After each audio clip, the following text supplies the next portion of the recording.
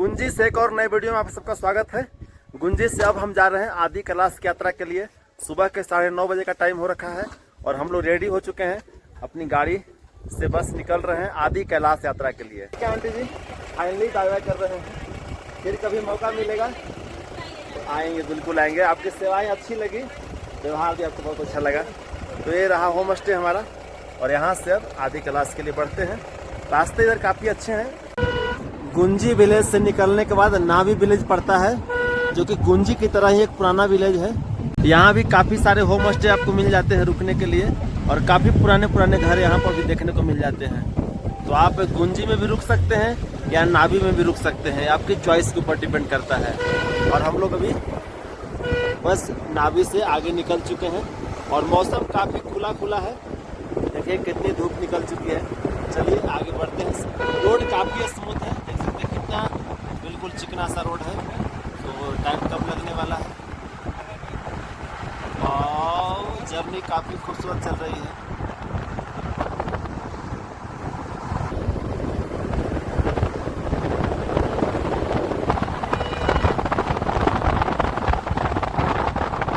जंगल में आग लगने के कारण जो है सब पेड़ देखिए सभी सूख चुके हैं। बिल्कुल देखिए सब सूखे हुए हैं।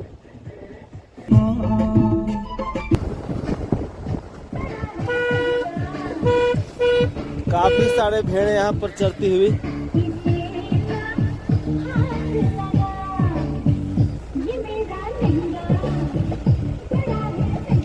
ये काफी बड़ा सा ग्रास लैंड एरिया है। पहाड़ों के बीच में इस तरह के सीनिक व्यू आते हैं, खूबसूरत नज़ारे पेश करते हैं। आदि कैलाश के रास्ते में नावी विलेज के बाद जो अगला गांव आता है वो आता है कुत्ती या कुट्टी कह सकते हैं। यह कहा जाता है कि कुंती के नाम पर ही इस गांव का नाम पड़ा है कुट्टी करके। अब यहाँ से जेरकोंग अभी 16 किलोमीटर है और ये देख सकते हैं यहाँ की हसीन वादियों का नज़ारा। तो कुट्टी गांव में थोड़ा हम लोग फोटो सेशन करते हुए, क्या सर कितना एक्साइटेड हैं आदि कैलाश के लिए? अरे बहुत ज्यादा एक्साइटेड। ओम पर्वत दर्शन हो गया अच्छे से, बहुत अच्छे से हो गया। और अब आदि कैलाश के दर्शन अच्छे से हो ही जाएंगे। इसी तरह दर्शन हो जाए, बोले कृपा है, बाबा की कृपा रहे। ये कुट्टी गांव है, ये कुट्टी गांव है, शायद कुंती के नाम पर पड़ा है। कुंती के नाम से पड़ा है, देवी कुंती के नाम पे गांव पड़ा है कुट्टी। और इंडिया का लास्ट विलेज है इंडिया का। और यहीं पर एक किला है ना, पांडव किला का अवशेष है, आपको दिखाएंगे हम वीडियो में आगे। तो अब यहाँ पर देखिए विलेज तो नहीं दिख रहा है क्योंकि ये पुलिस चेक पोस्ट से पीछे है। तो रास्ते में जब लौटेंगे तो आपको दिखा देंगे क्लिप उसका। और कैसे हैं सर? बहुत बढ़िया। एनर्जी कैसी है? बहुत अच्छी एनर्जी है सर, काफी एनर्जेटिक है, तो एनर्जी देते रहते हैं हम लोग को भी। चलिए रहता है पास चेक हो गया, बढ़ते आगे की ओर। रास्ते में कितने सुंदर येलो कलर के फूल।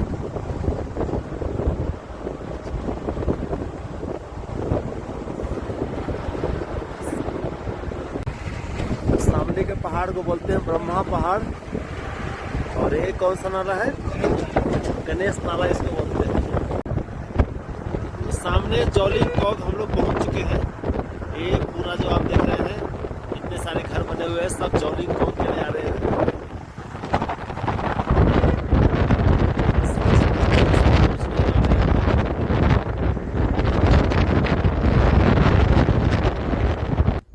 जॉलिंग से ऊपर चढ़ाई कर रहे हैं और एक स्टेप पार कर चुके हैं। देखिए एक स्टेप कहने का मतलब जहां से जॉलिंग दिखता है यहाँ तक आ चुके हैं। और यहाँ आने का इधर से पैदल रास्ता है, इधर से मोटर आने का रास्ता बन रहा है, मतलब गाड़ियाँ इधर से आ सकती है। अभी निर्माणाधीन है, मतलब कंस्ट्रक्शन हो रहा है। सांस फूल जा रही है बोलने में। और इसके बाद यहाँ से हम बढ़ते हैं आगे इधर। अब इधर बढ़ेंगे तो जॉलिंग का जो नज़ारा था वो अब नहीं दिखेगा हमें। धूप नहीं है भाई, धूप नहीं है, बुरे बादल छाए हुए हैं। कब बारिश हो जाए कोई गारंटी नहीं है। मेरे पास रेन कोट भी नहीं है, छाते भी नहीं है। बारिश हो जाएगी तो ऐसी की तैसी हो जाएगी। ये कौन सी गाड़ी है भाई? यहाँ से अब सामने मंदिर का एक झलक वहाँ पर दिखाई दे रहा है और इस रास्ते से होकर अब बहुत ही नज़दीक है हमारा डेस्टिनेशन। सामने मंदिर की झलक दिख रही है और ये रास्ता है। फिलहाल थोड़ी चढ़ाई आगे है तो ज़्यादा दूर नहीं लगा हम लोग को, 1 या 2 किलोमीटर होगा लगभग। तो बर्फबारी होनी स्टार्ट हो गई, बिल्कुल हल्के हल्की बर्फबारी हो रही है। कितना सुंदर दृश्य है। आइए इस रास्ते से होकर के आगे बढ़ते हुए हम लोग, और हमारे 2 साथी ऊपर से हाथ हिला रहे हैं। लो भाई, आदि कैलाश धाम में आप सबका हार्दिक स्वागत है। और ये रास्ते हैं तो मुश्किल से आधे घंटे का ट्रैक करके हम पहुंच चुके हैं इस मंदिर की ओर। और यहीं पर है पार्वती कुंड, वो भी आपको दिखाएंगे। लेकिन यहाँ पहुंचते ही जो स्वागत हुआ है बर्फबारी से, अद्भुत। पहली बार जिंदगी में बर्फबारी का आनंद लेते हुए ऐसा नज़ारा पहले कभी नहीं देखे थे भाई। यहाँ आकर बर्फबारी का आनंद लेने का मौका मिला। देखिए कैमरा आपको दिखा रहा होगा, हो काफ़ी छोटे छोटे बर्फ की बूंदे जो है यहाँ पर आती हुई। ओहो वाह, खूबसूरत खूबसूरत नज़ारा है। सामने यहाँ पर नंदी जी की प्रतिमा है और ये कुछ ऐसा नज़ारा है भाई। पार्वती सरोवर दिखना भी स्टार्ट हो चुका है और जबरदस्त बर्फबारी हो रही है। आनंद लो भाई इसका। महादेव,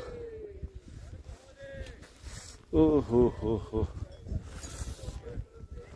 ये है पार्वती सरोवर। इसके चारों तरफ रास्ते बनाए गए हैं घूमने के लिए। आज सामने ये है मंदिर। अब चलते हैं, दर्शन कर लेते हैं।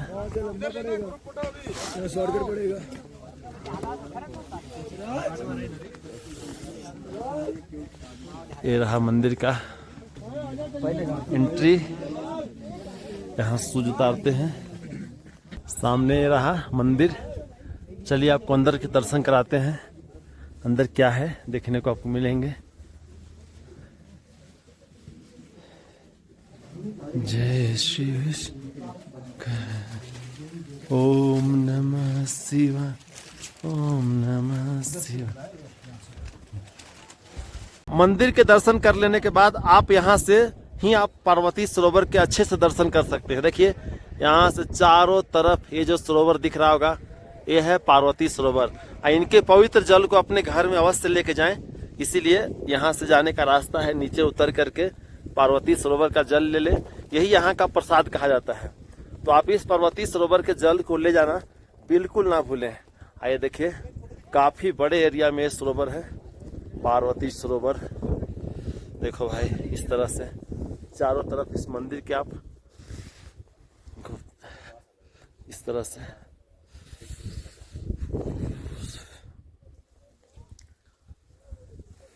इतनी लंबी यहाँ से लेके यहाँ तक ये पूरा सरोवर है।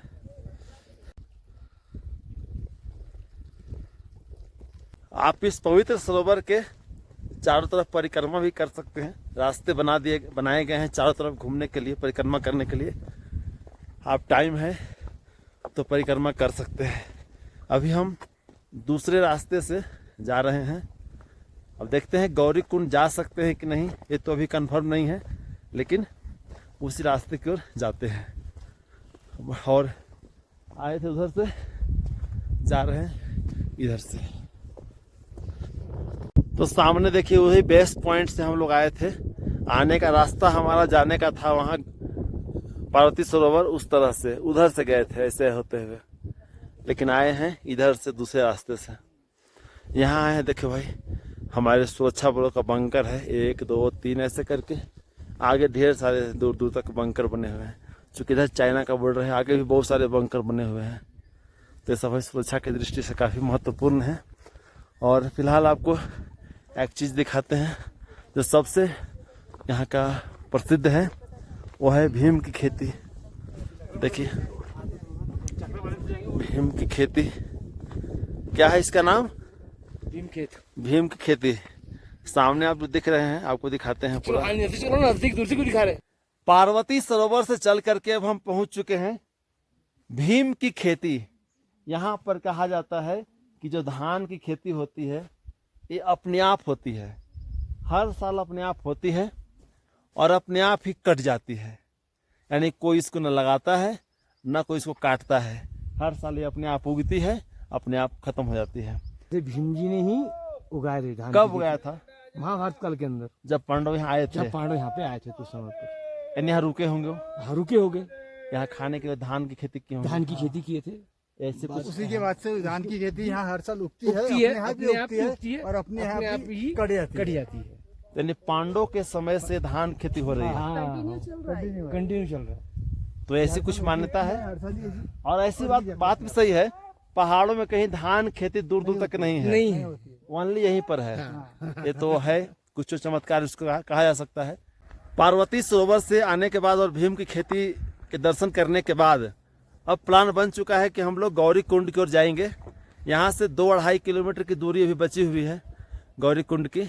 थोड़ा टफ है, अपने रिस्क पर जाना पड़ता है, लेकिन हम लोग जा रहे हैं, हमारे साथी लोग जा रहे हैं। और इस ग्रुप में हमारे साथ एक मिल गए हैं। क्या नाम है आपका? मेरा नाम रंजीता पटेल है। कहाँ से हैं? मध्य प्रदेश जबलपुर से। सोलो है? हाँ जी। देख सकते हैं, मैं तो सोलो ट्रैवल करता हूँ, लेकिन इनकी हिम्मत की दाद देनी चाहिए कि मतलब सोलो ट्रैवल करने निकल जाते हो भी एमपी से इतनी दूर। कोई डर खतरा नहीं लगता है? बिल्कुल नहीं लगता। सभी जगह हमें अच्छे और सपोर्टिव लोग मिलते हैं, और अच्छे और बुरे लोग तो हर जगह मिलेंगे। हर जगह। क्या कहना चाहेंगे? कुछ लोग डर के मारे नहीं आते कि मैं अकेले कैसे जाऊंगा, कैसे वहाँ बिल्कुल पहुंचूं? आइए, आप आगे बढ़ेंगे, आपको लोग मिलते जाएंगे और आपकी यात्राएं बिल्कुल सफल होती जाएंगी। आने के बाद कोई न कोई ग्रुप बन जाता है, बिल्कुल बिल्कुल साथी मिल जाते हैं। हाँ जी। इसलिए घर से निकलने की देरी होती है। सिर्फ आप घर से तो निकलिए। घर से निकलने के बाद फिर आपको जर्नी में कोई न कोई साथी, कोई न कोई आपको यहाँ पर लोग मिल ही जाते हैं। और इतनी टफ यात्रा कैसे कर लेते हैं? बस महिलाएं तो डरती है। नहीं, बिल्कुल नहीं। आप जहाँ जा रहे हैं उस ईश्वर के ऊपर छोड़ के निकलिए, वो आपकी यात्राएं बिल्कुल सुगम बनाएगा, कोई परेशानी नहीं होनी। गौरी कुंड के सफर में 2 साथी और मिल चुके हैं। सर कहाँ से आए हैं आप लोग? मध्य प्रदेश शुजालपुर उज्जैन के पास महाकाल की नगरी से। तो महाकाल की नगरी से 2 लोग आए हुए हैं साथ में और जा रहे हैं हम लोग। कैसा लग रहा है? बहुत अमेजिंग मजा आ रहा है। इतना सुंदर आज तक दृश्य हमने देखा नहीं था। फर्स्ट स्नोफॉल है हमारी लाइफ का। आपका भी? जी हाँ, मेरा भी फर्स्ट ही है। और महादेव ने ऐसे बुलाया है, उनकी गोद में बुलाया है। अच्छा, कभी यहाँ पहले आए थे? नहीं आए, ये पहला विजिट है हम लोग। पहला फर्स्ट टाइम। जी हाँ, कैसा एक्सपीरियंस लग रहा है? बहुत ही इसको मतलब सुंदर। शब्दों में बयां करना सर, मतलब बयां ही नहीं कर सकता कुछ। जीवन में एक बार अगर आदि कैलाश के आपने दर्शन कर लिए तो आपका धरती पर रहना सफल हो गया, यूँ समझ लीजिए। और ये देखिए, आप वीडियो में देख रहे हो कितनी बर्फबारी हो रही है। बहुत भयंकर। ऐसा नजारा किसी धाम में आज तक नहीं मिला। नहीं मिला है। न केदारनाथ, न अमरनाथ, न किसी कैलाश में नहीं। ये है आदि कैलाश। आदि कैलाश में आपको प्रभु की महादेव। लोग शिमला, कुल्लू, मनाली जाते हैं बर्फबारी का आनंद लेने के लिए, और हम लोग प्रभु के दर्शन करने के लिए आए थे, और प्रभु ने खुद इस बर्फबारी हमें उपहार में दिया है। वाह वाह वाह वाह, ये प्रभु की असम कृपा है जो हम पे बरस रही है। हम तो दर्शन को आए थे, लेकिन ये साथ में उपहार प्रभु ने दिया है, जो इस बर्फबारी का आनंद हम यहाँ पर ले पा रहे हैं। इसके लिए अलग से कहीं जाने की जरूरत नहीं पड़ी हमें। बस गौरी कुंड पहुँचने ही वाले हैं। चंद कदम की दूरी पर एक रहा गौरी कुंड। आखिरकार पहुँच ही गए। फाइनली 1.5 घंटे का ट्रैक करने के बाद पहुँच गए हैं गौरी कुंड। और यहाँ पहुँचने के बाद भाई साहब जो नज़ारे दिखाई देते हैं वे शब्दों में बयां करने लायक नहीं है। कैमरा भी जस्टिफाई नहीं कर पाएगा, इतने सुंदर और प्यारे नज़ारे देखने को मिलते हैं। थोड़ा भी बादल हैं, वरना अगर धूप खिली होती तो ये नज़ारे कई गुना और बढ़ जाते हैं। यह है गौरी कुंड का बोर्ड। यहाँ पर काफ़ी सारे पत्थर पर लोग पत्थर पर पत्थर रखे हुए हैं। यहाँ पर एक छोटा सा मंदिर है, यहाँ पर देख सकते हैं। और एक तरह से शिव पार्वती की एक तरह से प्रतिमा बनाई गई है, प्रतीक बनाए गए हैं। और भाई यहाँ बहुत सारे लैंडस्लाइड वाले पत्थर हैं, डेंजरस हैं। तो इन रास्तों से होकर के हम आगे आए हैं। ये रास्ते जो सीधे आते हैं बेस पॉइंट से यहाँ तक। अब चलते हैं आगे, आपको गौरी कुंड के नज़ारे दिखाते हैं। रास्ते भर पूरे ट्रैक में आपको कहीं पानी नहीं मिलेगा, लेकिन जैसे ही आप यहाँ पहुँचते हैं कुंड में तो चारों तरफ पानी पानी, बर्फ के पहाड़, बर्फीले जगह। भाई शब्दों में क्या बयां करें इस जगह को, आप खुद देखो ना।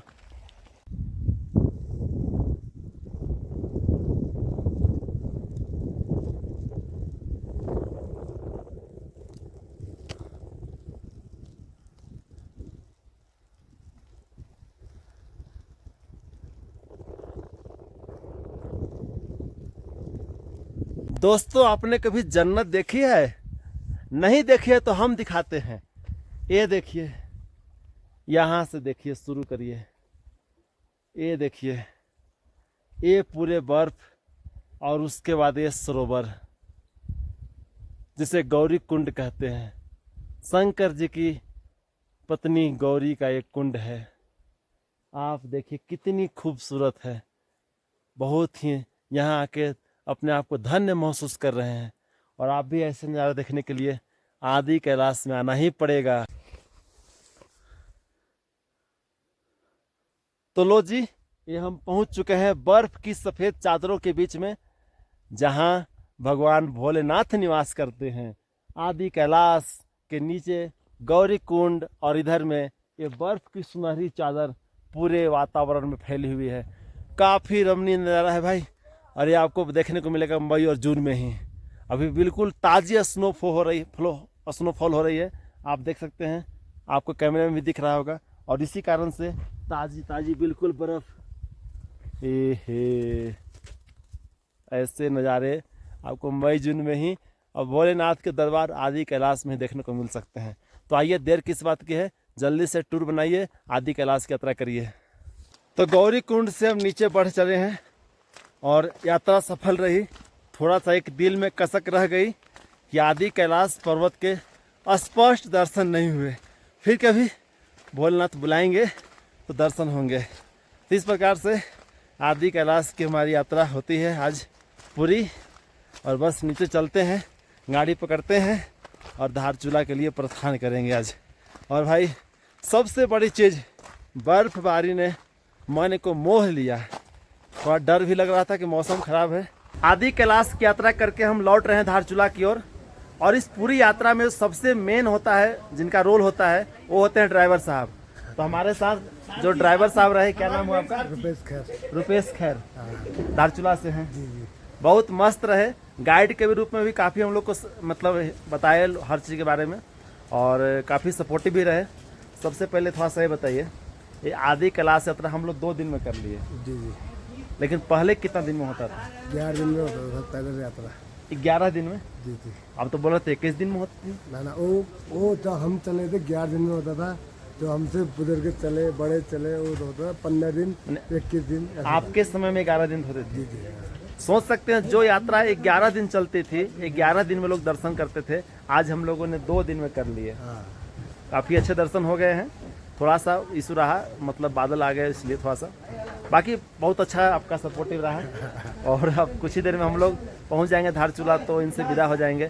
थोड़ा आपका नंबर हम शेयर कर सकते हैं? जी। आप तो शेयर कर देंगे, नंबर स्क्रीन पर डाल देंगे, जिससे कि आप आते हैं तो बुकिंग करने के लिए संपर्क भी कर सकते हैं। अच्छे खासे रेट में आपको मानेंगे। और इस आदि कैलाश में कुछ कहना चाहेंगे? बहुत सुंदर, लेकिन आज आपको दर्शन, पूरा मौसम खराब हो गया। हाँ, वो तो ईश्वर कृपा है। वो तो आपकी है। लेकिन बर्फबारी भी मिली, वो भी बहुत अच्छा लगा। वो भी अच्छा लगा हम लोग को, पहली बार एक्सपीरियंस मिला।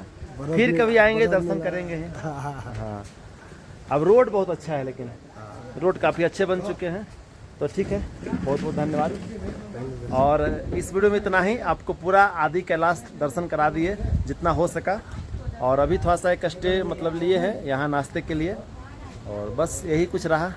अच्छा लगा होगा तो आप लोग वीडियो को लाइक, शेयर, सब्सक्राइब कर देंगे। धन्यवाद। Bye bye.